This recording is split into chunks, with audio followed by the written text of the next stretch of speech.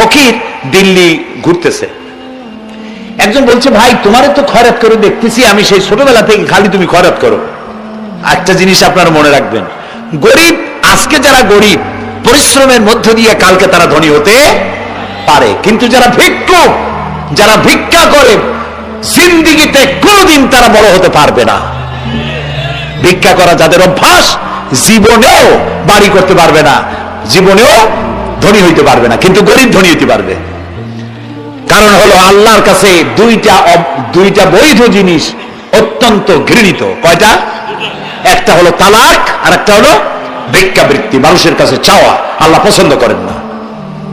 তো ভিক্ষুক ঘুরতেছে, একটা লোক বলল, মিয়া তোমার তো সারা জীবনই খরচ করতে দেখি।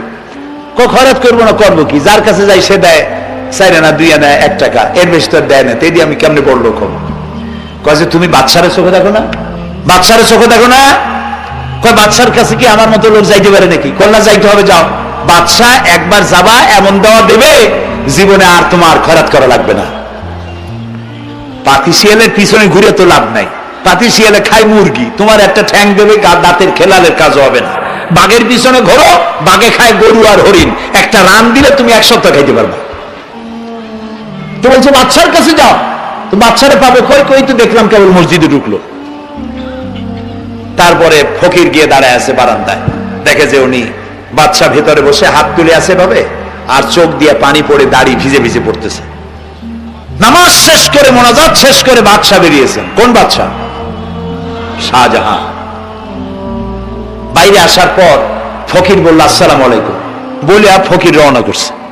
বাদশা বলে, দাঁড়াও, তুমি যে রওনা করলা, তোমার তো ভিক্ষুক মনে হয়, আর লোকেরা যারা ভিক্ষুক না তারাও তো আমার কাছে চায়, আর তুমি তো ভিক্ষুক, চাইলে না কেন কিছু? ভিক্ষুক বলে, জাহাপানা, আমি কিছু চাইতে এসেছিলাম আপনার কাছে, কিন্তু আপনার করুণ অবস্থা দেখে আমার জ্ঞানের চোখ খুলে গিয়েছে।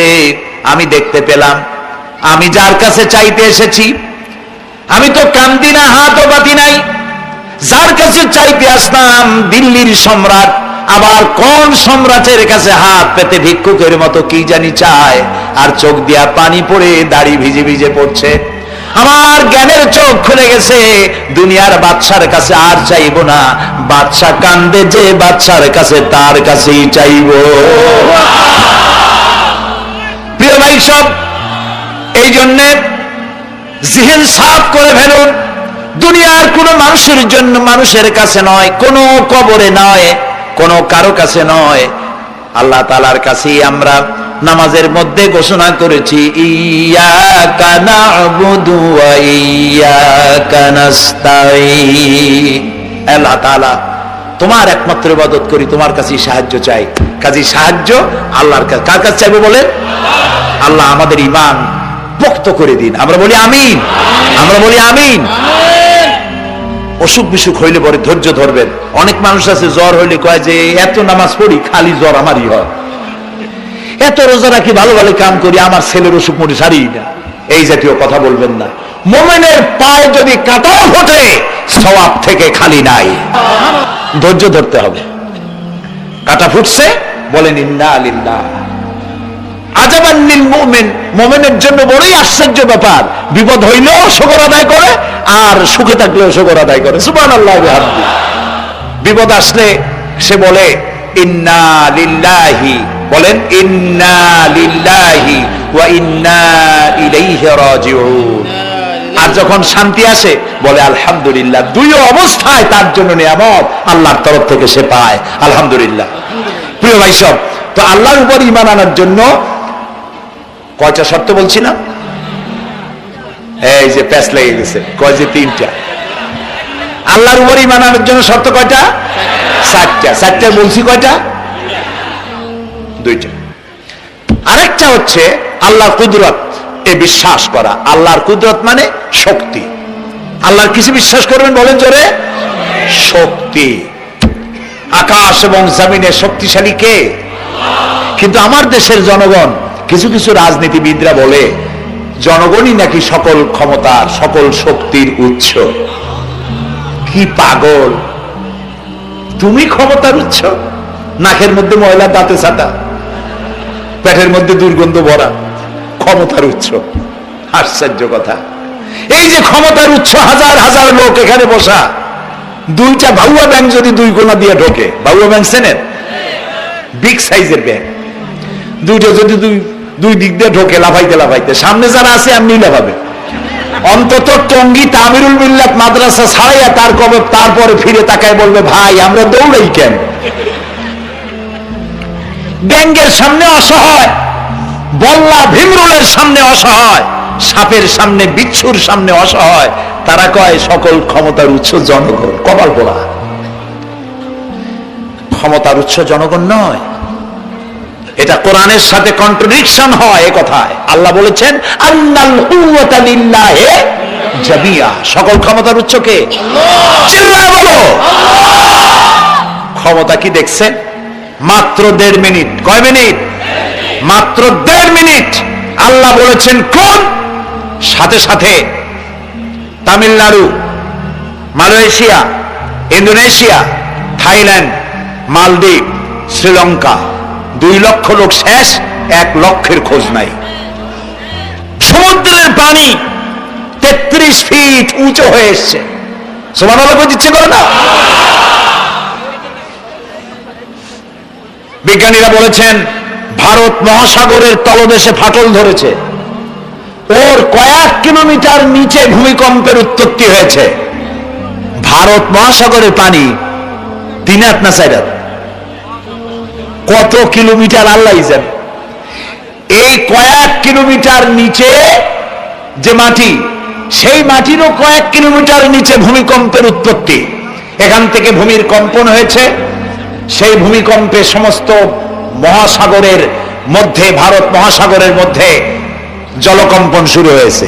পানির কম্পন, মাটির কম্পন একসাথে, 4 তলা পরিমাণ উঁচু হয়ে পানি চলে আসছে।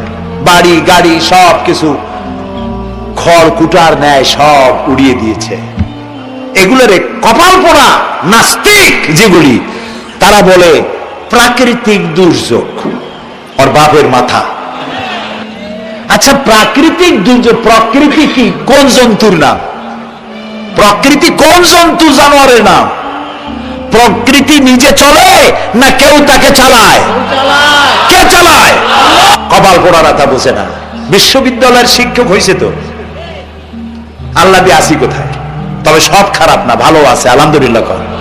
কিছু আছে কপাল পোড়া, বিশেষ করে শান্তিনিকেতনে যারা পড়াশোনা করে আসে, সাহিত্য চর্চা করে, এই সাহিত্য চর্চা করতে করতে এক পর্যায়ে কপাল পুড়ে যায়, আল্লাহরে চিনতে পারে না। সব চেনে, আল্লাহরে চেনে না।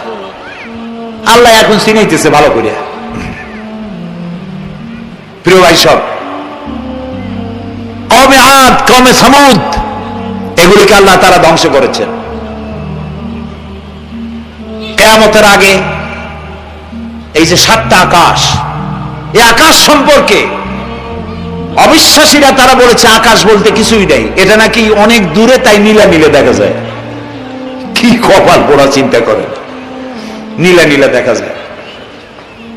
এই আকাশ মহাশূন্য। এই আকাশগুলি, আকাশ কয়টা? কয়টা স্তর? 7টা। এগুলি কাতাইয়ে সিজিল্লিল কুতুব। কোরআনে কারিমে আল্লাহ তাআলা বলেছেন কিতাবের পৃষ্ঠার মতো কিয়ামতের আগে একটার পর একটা ঠাস ঠাস করে পড়বে, ভেঙে চুরে চুরমার হয়ে যাবে। ওয়াইদাল বিহারু ফুজ্জিরাত, আল্লাহ তাআলা বলছেন ইদাস সামাউ ফাতারাত ওয়াইদাল কাওয়াকিবু ইনতাসারাত ওয়াইদাল বিহারু ফুজ্জিরাত। আকাশের তারকাসমূহ বিক্ষিপ্ত হয়ে পড়বে। অসংখ্য তারকারাজি, বিশাল বিশাল তারকা বিক্ষিপ্ত হয়ে পড়বে। চন্দ্র সূর্য একটার সাথে আরেকটা ধাক্কা লেগে চাঁদ আর সূর্য আলো হারিয়ে ফেলবে, একাকার হয়ে যাবে। পাহাড়গুলো উঁচু করে আল্লাহ তাআলা জমিনের উপর আছাড় মারবেন, কালিহিল মানফুস, তুলার মতো উড়ে চলে যাবে। সুবহানাল্লাহ বলবো না? কত বড় শক্তি আল্লাহ পাকের। ওয়াইদাল বিহারু ফুজ্জিরাত, সমুদ্র সমূহ বিদীর্ণ হয়ে যাবে। সমুদ্রে যত পানি আছে সমস্ত পানিগুলি নিঃশোষিত হয়ে যাবে মাটির তলায়, এবং সেখানে অগ্নুৎপত্তি হবে। কোরআনে কারীম আল্লাহ বলে দিয়েছেন গোটা সমুদ্রগুলিতে আগুন জ্বলতে থাকবে। এগুলি কিয়ামতের আলামত। আল্লাহ পাকের অফুরন্ত মেহেরবানি, এই যে কানের কাজ দিয়ে গুলিটা চলে গেছে।